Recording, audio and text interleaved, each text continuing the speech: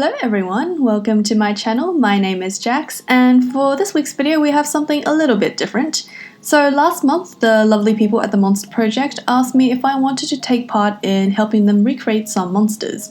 The basic idea for the project was to get a bunch of kids together for a day and have them exercise their imagination as much as they can to create their own monsters. The project then took these monsters and gave them to artists all around the world to recreate in their own styles, while keeping intact the basic essence of the original drawing, and of course, surprising the kid with a fully realized version of their creature. And so this is a monster I got, originally created by the wonderful 6-year-old Soul, and this video is going to show you how I took this sketch and turned it into a fully rendered and finished piece. So let's get started! So the first thing I did was to create a layer on top of the original sketch and start outlining the shape and forms of the monster and its environment. I was told that this little creature lived in an ice cave and he kind of looked like a baby dragon to me, so I decided to give him a small snout and some ears. If you look closely at the original sketch, the character actually had tons of little details which I didn't notice at first, like a horn, some crystal-like spikes around the neck, and also some wings. Or at least I thought they were wings. They were tucked into the body at first, but I decided to have them out since the creature looked like it was off the ground and in flight. I also roughly sketched in some trees around the ice cave and some jagged shapes on the ground to imply crystals and rocks. The sketch is mainly for me to know where to place things in a composition and to kind of have a shape for things so I'm not completely blind when I'm putting down the colours, which is my next step. So before I put in a colour, I usually set the sketch layer to the blend mode multiply, which you can find right at the top of your layers box. Then creating another layer underneath the sketch, I take a pretty big flat watercolour brush and just roughly start to block in the native colours of the elements in the piece. So for this particular drawing, I wanted to stay pretty close to the colour palette of the original creation. So the head of the monster was kind of like this vibrant blue colour, its body was a crimson, and it had these light yellow accents around its ears, wings, tail, and legs. The colouring stage is a good point to choose where you're going to be putting the lighting source and shadows. I wanted to capture the feel of the first day of spring. Since the original drawing had both ice and greenery in it, I thought this kind of in-between season time would make sense. I also thought it would create a nice story and atmosphere, like this dragon's just emerging from its ice cave home after a long winter hibernation, just as the sunlight from the first warm day of spring hits the landscape. I also wanted the light to reflect off the snow and ice crystals and create this nice, warm, glowy and ethereal effect. For the highlights and the shadows, I usually like to create an overlay and multiply layer on top of the base colours. I took a cool medium blue airbrush on the multiply layer to quickly introduce some global shadows to the piece, like in the back and around the dome of the ice cave.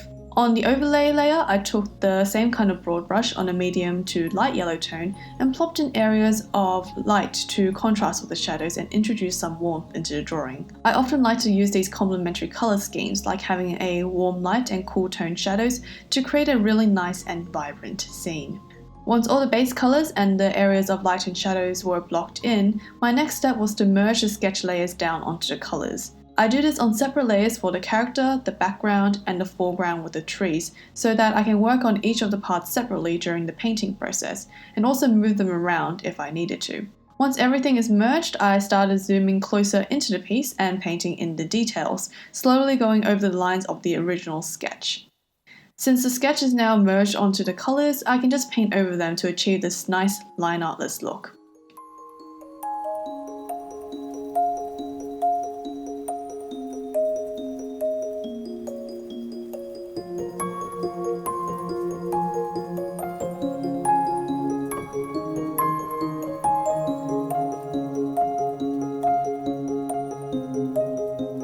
When I start painting, it's usually with a medium-sized watercolor brush, but then as the painting process continues and I begin to detail and refine the character's features, the brush I use usually gets smaller and smaller.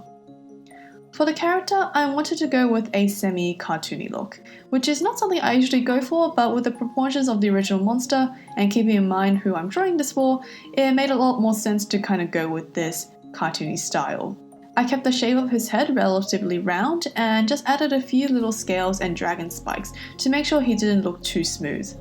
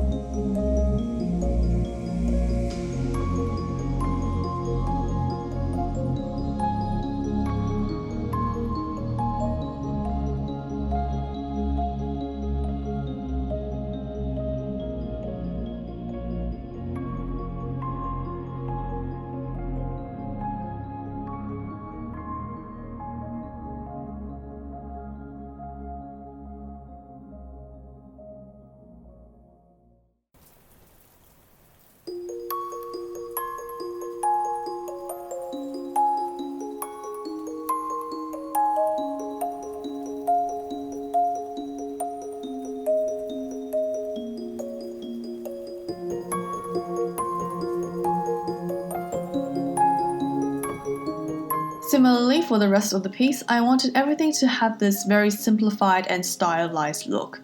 So instead of taking out any of my natural textured leaf and tree brushes, I just went in with a normal round watercolor brush and started painting in the foliage in the environment and also the clumps of snow on the trees and the ground. The final touches were just some bright red crystals to represent the floating red objects in the original drawing. I wasn't entirely sure what these were, but since dragons are known to hoard gems and treasure, I thought this would fit with the character who might have just started his treasure collecting early in life.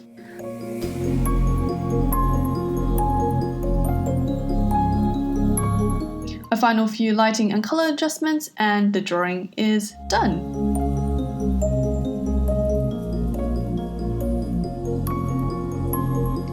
So this is the final and completed drawing. I am so pleased with how it turned out. I really hope the kids will like it too.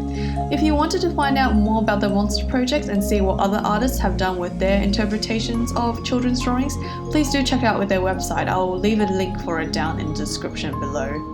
In the meantime, I hope you've enjoyed this video. Maybe it was helpful. Let me know what you think in the comments below and I'll catch you all next time. Bye!